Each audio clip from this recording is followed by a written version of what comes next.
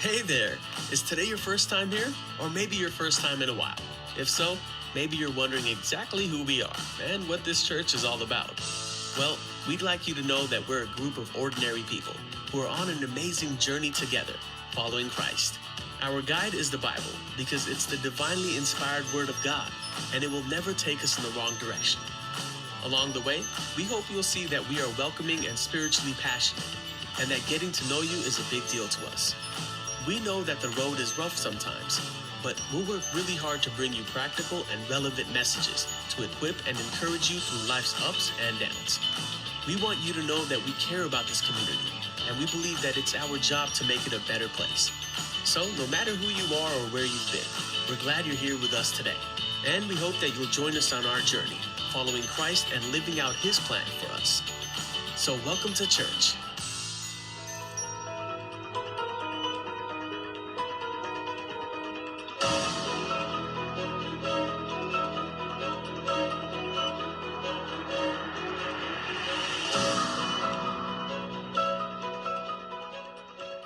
Well, good morning and welcome again to Sunday School. We appreciate everyone, all of 2021, and Happy New Year to everybody. It's hard to believe that we are actually in 2022, the first class of the year, and it is a pretty profound class in terms of the subject matter. The subject is justice, vengeance, and mercy. My name is Ricky Pitts, and I'll be your Sunday School teacher for today, and I'm teaching on behalf of True Deliverance Holiness Church, where Bishop Nolan T. Torbert is a pastor, founder, and overseer. And as always, we appreciate your attendance, and this is 15 verses here, so it's a lot to try and cover in 30 minutes. I'm not sure we'll get it done or not, but we're going to attempt. I want you to think about 4 questions as we go throughout the lesson today. One is, what is the danger of being jealous? That's number 1. What's the danger of being jealous? Number 2, how do you recognize the voice of the Lord? Because He's always speaking in some form or another. Number 3, how important is it to be able to receive correction? Number 4, what are some ways we can resist the urge to get even, to get back at somebody, to take vengeance into your own hand? I want you to think about that as we go throughout our lesson today, because I think it's going to speak to every one of us, because we've all been guilty in some form or another in all of these questions here and responding the wrong way. We've already, in the last few weeks, we've learned the 5 books of law. We've learned the 12 books of history, the 5 books of poetry, and today we want you to learn or memorize the 5 major prophets. So again, the 5 books of history, 5 books of history, law, 5 books of law, 12 books of history, 5 books of poetry, and today is the 5 major prophets, and the next week is going to be the 12 minor prophets. So then again, if you remember Isaiah, Jeremiah, Lamentation, Ezekiel, Daniel, you've done very well in doing that. Next week is going to be a little bit more difficult. Again, it's 12 books of 12 men, and I know them. I'm going to look at them just to be, so I don't repeat them wrong on camera, but it's Hosea, Joel, Amos. Hosea, Joel, Amos. Hosea rhymes in my mind with Joel. Hosea, Joel, Amos. And then you have Obadiah, Jonah. You got Michael and Nahum. Then remember the Habakkuk, Zephaniah, and Haggai is HZH. Then, of course, you got Zechariah and Malachi. You can say Zechariah, Malachi, but it's Zechariah. But Zechariah rhymes with Malachi. So that helps me to remember those 12 minor prophets. Whatever you can do in your mind to help you remember it, it tends to work. We're talking about sibling rivalries. In the first part of our lesson, Genesis chapter 4, verse 1 through 7, and it's broken down in 3 sections. A is Eve's sons, these 2 boys that they had. Then it talks about the sons' offerings in letter B, and C, God's warnings. So Eve's sons are indicated in verses 1 and 2 of Genesis 4, and Adam knew his wife Eve, what the word says. And Eve conceived and bare Cain, and said, I have gotten a man from the Lord. Verse 2, and she again bare his brother Abel. And Abel was a keeper of sheep, but Cain was a tiller of the ground. Let's look at a little commentary on verse 1 in Genesis chapter 4. When Eve said, I have gotten a man child from the Lord, Eve did not acknowledge that Adam also played a part in this process. We understand the process. Anyone that's have children, they just didn't pop up and here we go. The man played a part in the process. But Eve also went on to name the child. And at that time, when naming infers authority of the name giver. So we know in the Bible that Adam ruled over Eve, and it was demonstrated when he named her, because naming infers authority. You read about this in Genesis chapter 2, verse 19, and chapter 3, verse 20. So in taking the initiative to name her son, and in emphasizing that her direct relationship with God, Eve might have been, as the commentary says, asserting her own authority in response to the authority that Adam exercised when he named her, as Adam named everything. Then comes here on verse number 2, the Hebrew word for Abel can refer to something of little substance that disperses quickly into the air. And Abel tragically ended up living up to his name because and we'll learn about how he was killed by his brother. Abel was a shepherd and Cain was a farmer, but they very likely helped one another doing all their farm duties. But we're going to learn that one had more of a proper mindset of doing the right thing in the beginning, and one was somewhat selfish and did not go all the way. And how many of us know how many of us have done that? The second part of our sibling rivalries is the son's offerings. This is in verse 3 and the first part of verse 4a. And in the process of time, it came to pass that Cain brought of the fruit of the ground an offering unto the Lord. And Abel he also brought of the firstlings of his flock, and of the fat thereof. Now, a little commentary on verses 3 and 4, and all this is in your commentary. We had to kind of do an outline for the sake of time, but the King James Version commentary is what we use, and it has a lot of content. But nowhere in the Bible are we told that God asked the first family to give of their first to the Lord. So it's possible then that Adam taught his first child, Cain, to offer a portion of the fruit of the ground to the Lord, that the father taught the son. But even before this was codified or coded into the law of Israel, Leviticus chapter 2 is where you'll read about that. Righteous men offered gifts to the Lord. Read about this in Genesis chapter 8, verses 20 and 21. So Abel followed his father or his older brother's example. So this is what we kind of conclude here. But he didn't follow the example, the way his brother did. Cain did not have the right mindset. Now we get into the God's warning. But let's look at verse 4b and 5a. And the Lord had respect unto Abel and to his offering, but unto Cain and to his offering he had no respect. So let's look a little commentary on this. Some Bible scholars believe in theory that God had less regard for Cain's offering because of the cursed ground, the cursed soil that Cain had to wrestle with to get that land to produce any kind of real good fruit. And that as a shepherd, Abel, all he had to do was just simply take care of his flock. So this is what some scholars believe in theory.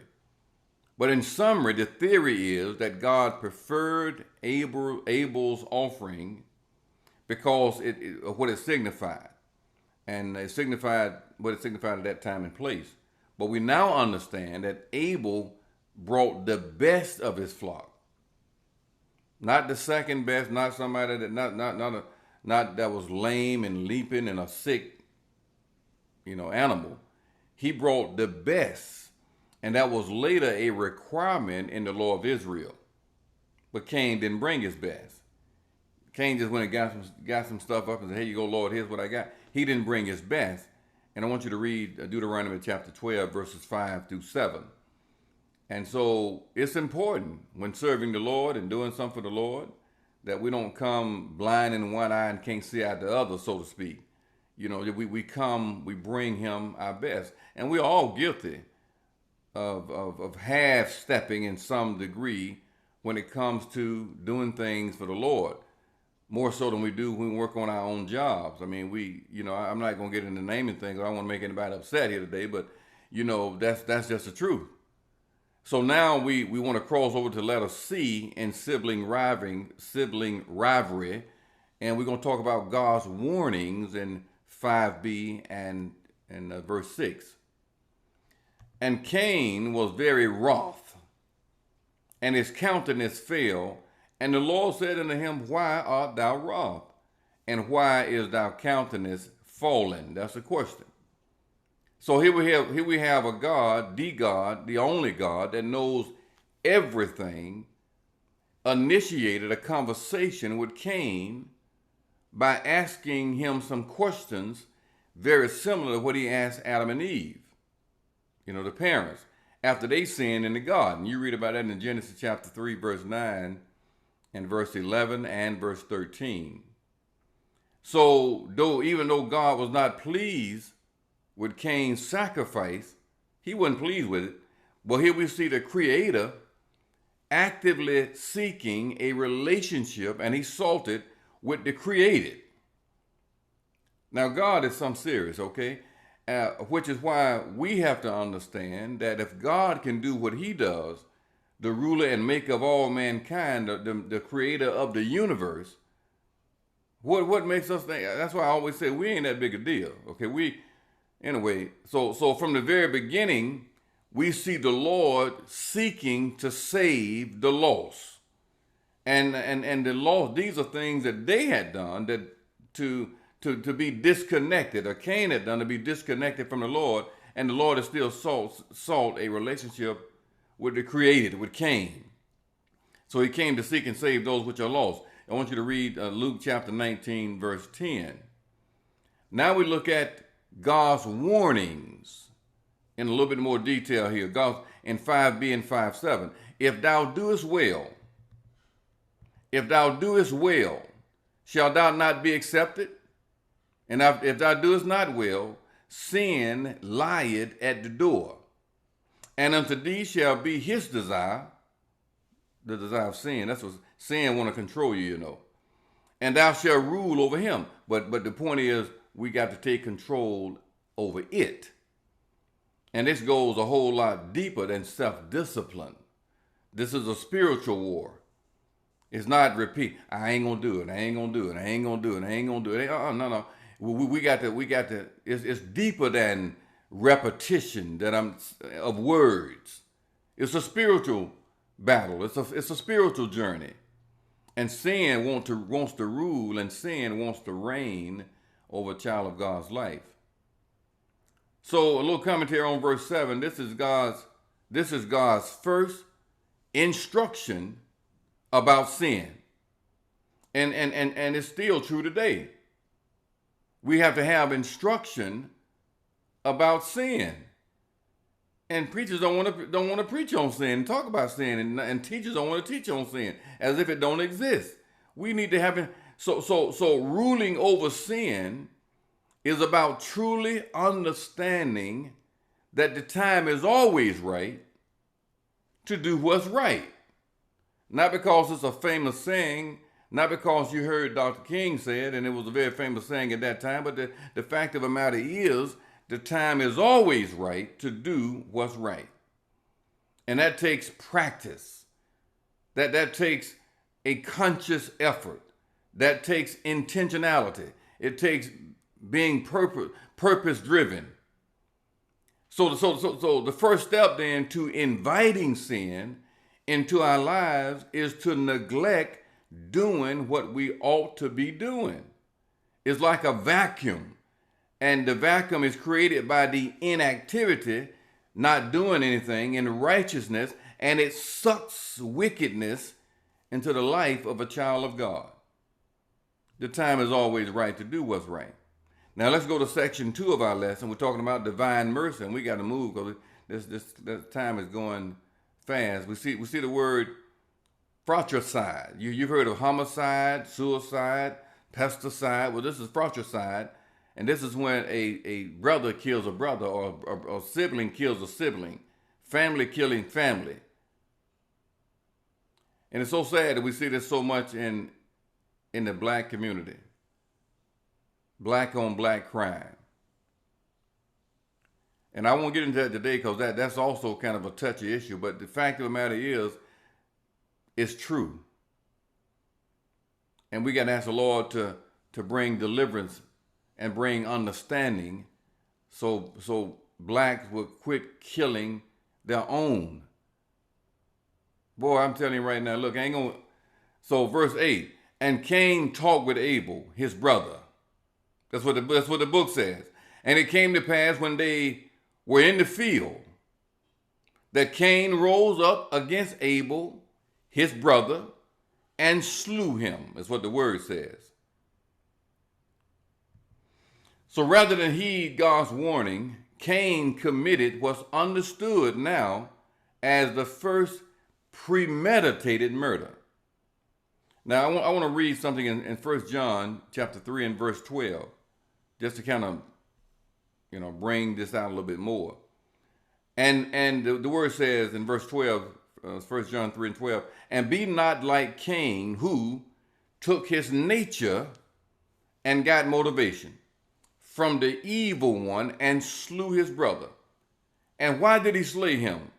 Because his deeds, activities, and works were wicked and malicious, and his brothers were righteous, virtuous. That's why he killed his brother. And you'll be amazed at why people kill their own people and over what reasons they do it. Somebody's brother, somebody's son, somebody's father is just got killed. And if you research the reasons why, you'll say, wow, we got a lot to learn, class, and don't have a long time to learn it. But instead of repenting, Cain went wild with jealousy. Jealousy is an evil, is as cruel as the grave. So if any of us are inclined to hate a fellow Christian or a Christian brother, the question is, could it be because of jealousy? Because they're more righteous and their deeds are more righteous than yours. And the question then becomes, shouldn't we be, all of us, sweeping around our own front door and looking at the things that we're doing instead of envying somebody else that's been honored because of godly living? Or I could go a little further than that. Jealous because somebody just got a promotion, because somebody can sing better than you. Somebody has a higher IQ than you. Somebody has a better job than you. Somebody has a better car, or whatever the case may be. Jealousy is so widespread. And to have you hating somebody you don't even know. So the second part of this divine mercy, we're talking about now consequences. This is in verse 9 through 12. And the Lord said unto Cain, where is Abel thy brother? And he said, I know not. Am I my brother's keeper? Now you got a smart mouth. And he said, what hast thou done? God didn't even give him a chance to answer. What hast thou done? The voice of thy brother's blood cried unto me from the ground. And now art thou cursed from the earth, which had opened her mouth to receive thy brother's blood from thy hand. When thou tillest the ground, Cain, talking to old Cain now, it shall not henceforth yield unto thee her strength. A fugitive and a vagabond shall thou be in the earth. On the run all the time, ain't got nowhere to stay. Just from place to place. So the Lord then confronted Cain with a question. Of course, Cain lied, as if God wouldn't know. Like, see, God knows everything. I don't guess Cain done figured that out yet. Cain lied. And this lack of respect and holy fear was reflected in Cain's inferior sacrifice, inferior offering. So earlier Abel was introduced as the keeper of flocks. His brother was a keeper of flocks. So in essence, what Cain did then, what Cain said to God, or asked God, am I the keeper of the keeper? That's what the commentary says. Am I the keeper of the keeper? So now he has an attitude and a flip lips. We call it flip lips, which really sinks ships, and it's going to sink his ship. So in verse 10, the Lord asked, question was rhetorical. A rhetorical question is not meant to inquire more than it's meant to inform. So there was no need for Cain to say anything, because Abel's blood, the blood of his brother, was talking so loud that it overpowered anything that Cain could say. Now look, come here on verse 11 and 12. So God is not just concerned with the consequences of sin on humanity. God also cares for his creation. And for this reason, I love what the commentary says about this. Salvation is an all-out, multi-dimensional solution for the global trouble of sin. Sin is a global catastrophe. It's a global phenomenon. It's not an epidemic, it's a pandemic. And salvation is the answer. Salvation is the vaccine for this global problem with sin.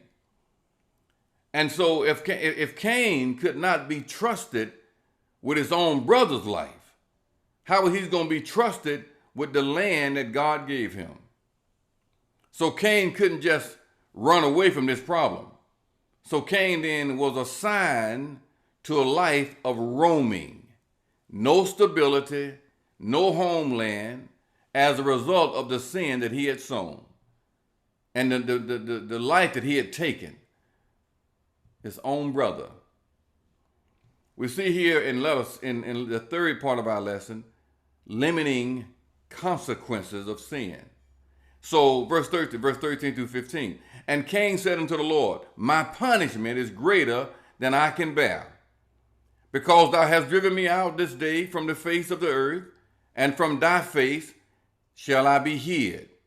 And I shall be a fugitive and a vagabond in the earth. And it shall come to pass that everyone that findeth me shall slay me. And the Lord said unto him, therefore, whosoever slayeth Cain, vengeance shall be taken on him sevenfold. And the Lord set a mark upon Cain, lest any finding him should kill him. God put a mark on it. So the word, Cain used the word punishment. The word punishment has a lot of interpretations, but the most common one refers to the verdict and the sentence that Cain received. The verdict was handed down, and Cain was sentenced a vagabond and a fugitive, a man on the run. They ain't got nowhere to stay. And so the final conclusion. In that final conclusion, we don't see anywhere in the final conclusion where Cain even asked for forgiveness. And we don't see where Cain even asked for mercy. I don't know if he didn't understand mercy at that time. He didn't understand. Forget. I don't know what the case, but I don't read. And if you find it, let me know where Cain even asked for forgiveness. Oh Lord, have mercy. So Cain then connected his wandering status with separation from God's presence. And it's one thing to be a vagabond. It's one thing to be a fugitive, but to be a fugitive and a vagabond and separated from God's presence is a whole nother thing. Because in God's presence is fullness of joy. And when we're not in God's presence, we in a pretty rough situation. So he connected his wandering status as being separated from the presence of God. So the question then becomes, did he believe that God's geographic reach was just limited to Adam and Eve's place, his father's parents' home? So see, Cain is now a murderer. And he believed he was being sent outside of the care of God's care. He was convinced that his guilt will be known all over the known world. And even though he was guilty, God didn't just kill him, just outright just kill him. But Cain really felt that he was a dead man walking because of what he had done. Guilt is a dangerous thing. Guilt can eat a person from the inside out. Guilt can eat a person alive. So let me go back to the point made earlier. The time is always right to do what's right. Because we can, any of us can throw a rock and hide our hand and think See, listen, somebody is always watching. When you don't see them watching, guess what? They watching. I'm doing a class right now at my home online, and I don't have a clue of how many folks are watching, but you can believe they watching. And even if it wasn't in the privacy of my home, if I was out somewhere, somebody, because of this technology, somebody's always watching. You got cameras everywhere. You got cameras you can't even see. So the time is always right to do what's right. This is why many people go into a store and try to steal something inside the store and think nobody ain't watching until they get outside the door and that bell rings and the police are out there waiting on them because they didn't know somebody was what? Watching. And so let's be careful, class. Let's be careful on what we say, what we do, how we talk, where we go. And let's be extra careful on the way we think and our motive. Let's be careful on also jealousy and trying to get revenge. We got to close this lesson out here now. Give you a little commentary on verse number 15 real quick. So the desire for revenge is often a very powerful motivator for violent intent. Violent intent can go on to become violent action. And vengeful people, they simply don't trust God. Now, I know y'all may say, Ricky, you're being insensitive right there. No, if we're trying to take revenge, it's because we don't trust God to get the job done. And Cain now is going to have to live with the consequences of his sins. This is why we got to be willing to give a person correction and call a spade, so to speak. Because if we don't, they're going to have the consequences of their sins. And he's going to have to live with it. And the good news of it is he's going to live. And God ain't going to just kill him. But he's going to live with the consequences. And all of us now have also consequences of sin. So we need to thank God that Jesus spared the natural consequences of our sin, and the natural consequences were death. The Bible says the wages of sin is death, and the gift of God is eternal life. You read about that in Romans chapter 6 and 23. The text provides us no clue as to what this protection mark was that God put on Cain. But you know what it sounds like to me? It sounds like a mercy mark. a mark of mercy. And anyone that saw him couldn't kill him. But he still was a vagabond and still a fugitive, living out the consequences of his sin. Class, we're out of time now. And I want to encourage you to go back and as we close our lesson and think about the subject matter. Just really concentrate on the subject matter, which is justice, vengeance, and mercy. And let's not take vengeance in our own hand. When we take vengeance in our own hand, there will be justice. And yes, God will show mercy. There's a whole lot of folks that justice was displayed and they're on lockdown. But mercy is also displayed because they still are alive. And that's not trying to look down. That's not being condescending. It's simply a statement of fact. We've got to tell a person when they're doing wrong. And we got to be willing to accept when they tell us we're doing wrong. And we got to be able to accept correction. At least we end up living our lives in the 21st century in a fugitive, vagabond type spiritual lifestyle. Hey, look, thank y'all for tuning in today. We look forward to seeing you again next Sunday, same time, same channel, so to speak. And we'll talk to you then. Happy New Year again. And we'll talk to you I'll see you on our next class. Take care.